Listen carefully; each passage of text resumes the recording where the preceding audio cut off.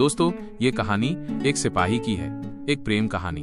गांव के हरे भरे खेतों के बीच एक छोटा सा घर था जहां सीमा और रवि रहते थे। सीमा एक सुंदर और दयालु युवती थी, जबकि रवि सेना में एक बहादुर सिपाही था। उनकी शादी को 3 साल हो चुके थे, लेकिन साथ बिताए पल बहुत कम थे।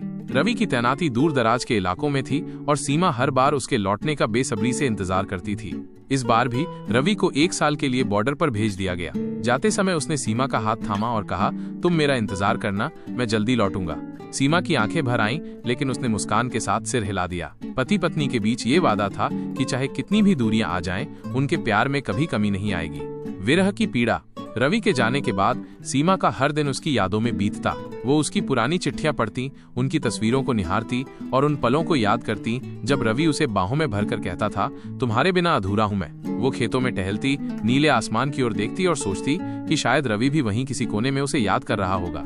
समय बीतता गया। सीमा की दिनचर्या वही थी, लेकिन इस बार उसे महसूस हुआ कि उसके शरीर में कुछ बदलाव आ रहे हैं। उसे सुबह सुबह मितली आने लगी, हर समय थकान महसूस होने लगी। गांव की दाई को जब ये पता चला तो उसने मुस्कुराकर कहा, बधाई हो, तुम माँ बनने वाली हो। सीमा ये सुनकर चौंक गई। उसके होश उड़ गए। कैसे संभव है? रवि तो महीनों से घर पर ही नहीं था।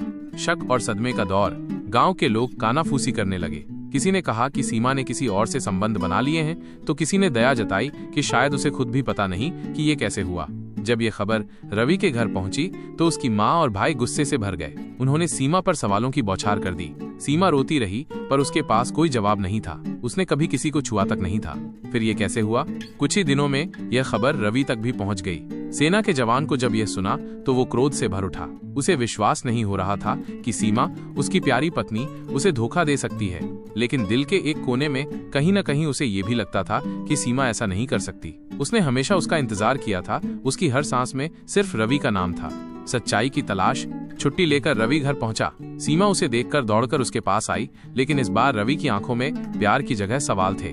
सीमा, सच बताओ, क्या ये बच्चा मेरा नहीं है? रवि का स्वर ठंडा था। सीमा के आंसू बह निकले। मुझे नहीं पता रवि, मैंने तुम्हारे अलावा कभी किसी को नहीं चाहा। ये कैसे हुआ, मुझे खुद समझ नहीं आ रहा। रवि उलझन में था। क्या वो अपनी पत्नी पर भरोसा करे या उन परिस्थितियों को देखे जो कुछ और कह रही थीं? प्यार की अग्नि परीक्षा। रवि ने फैसला किया कि वो इस रहस्य का पता लगाएगा। वो सीमा को डॉक्टर के पास ले गया। कई जांचों के बाद जो सच्चाई सामने आई वो किसी चमत्कार से कम नहीं थी। कुछ महीने पहले सीमा बीमार हुई थी और उसे अस्पताल में एक जरूरी इंजेक्शन दिया गया था। जांच में पता चला कि उसी दौरान अस्पताल में एक मेडिकल गलती हो गई थी। सीमा को गलती से किसी और का भ्रूण प्रत्यारोपित कर दिया गया था। डॉक्टर ने कहा, यह मेडिकल लापरवाही का मामला है। सीमा ने कोई गलती नहीं की। ये बच्चा अनजाने में उसके गर्भ में आ गया है। सच्चाई सुनकर रवि की आंखों में आंसू आ गए। उसे खुद पर ग्लानि हुई कि उसने अपनी पत्नी पर शक किया। वो सीमा के पास गया, जिसने सिर झुका रखा था। वो डर रही थी कि शायद अब भी रवि उसे अपनाएगा या नहीं, लेकिन अगली ही पल रवि ने उसे बाहों में भर लिया। सीमा, तुम पर मुझे हमेशा से भरोसा था। ये बच्चा हमारा होगा, इसे हम अपने प्यार से पालेंगे। सीमा फूट फूट कर रोने लगी। उसे अपना पुराना रवि वापस मिल गया था। प्रेम की नई शुरुआत। गांव के लोग अब भी बातें बनाते थे, लेकिन अब रवि और सीमा को उनकी परवाह नहीं थी। उन्होंने अपने रिश्ते को फिर से संजोया और एक नई जिंदगी की शुरुआत की। रवि सीमा का पहले से भी ज्यादा ख्याल रखने लगा। वो हर रात उसके पास बैठकर उसके पेट पर हाथ फेरता और कहता, हमारा बच्चा बहुत भाग्यशाली होगा कि उसे तुम्हारी तरह प्यारी माँ और मेरे जैसा पिता मिलेगा। सीमा मुस्कुराती और रवि के कंधे पर सिर रख देती। अब दोनों के बीच कोई शक नहीं था।